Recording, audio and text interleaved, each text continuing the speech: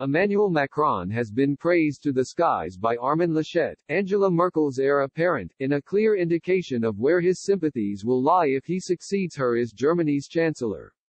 Mr. Laschet, who beat Friedrich Merz in the race to become leader of the Christian Democratic Party (CDU) last month, is widely regarded as closely aligned with Germany's current leader, to the extent that he is sometimes referred to as Mini-Merkel. And speaking yesterday, he made it clear that, if he gets the nod when the 64-year-old steps down later this year, he will maintain her famously close links with France and Mr. Macron and the quest for more Europe. The Prime Minister of the North Rhine-Westphalia region said, "Strategic foresight and passion are indispensable in foreign policy. Sometimes you have to develop ideas in foreign policy that are not yet realistic in day-to-day business." Such an approach has served Mr. Macron well when he opted to enter the 2017 French presidential race with a pro-European agenda, Mr. Laschet said.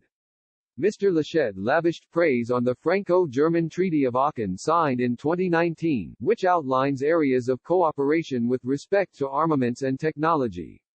He explained, "This is the Franco-German blueprint for steps towards integration, but it is open to everyone. A two-speed Europe, like the Euro and the Schengen area, was also possible in foreign and security policy," Mr. Laschet stressed. Mr. Laschet narrowly defeated Mr. Merz in the second ballot of 1,001 CDU members, carried out online as a result of coronavirus restrictions. Speaking afterwards, former German MEP Hans-Olaf Henkel argued Mr. Merz, whom he believes is better suited to the role of chancellor, had been treated unfairly.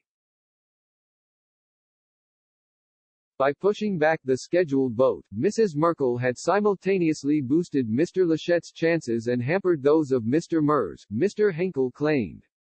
He added, Merkel's closest advisor Helga Braun, Germany's Minister of Special Affairs, came out publicly to endorse Laschet, and a number of prime ministers close to Merkel, too. Since Laschet had a public office, he used this to constantly present himself in the media. Mr. Henkel added, Merz is one of the few politicians who have a realistic view of the tremendous loss to the EU by Britain leaving. Whether Laschet has that, I don't really know, but I doubt that he is able to understand the economic and strategic implications. In fact, as Germany's official coordinator for the German-Franco relations, Laschet is definitely more Francophile than Anglophile. It is not an accident that Macron was among the first to signal his satisfaction with the outcome of the party's vote last weekend.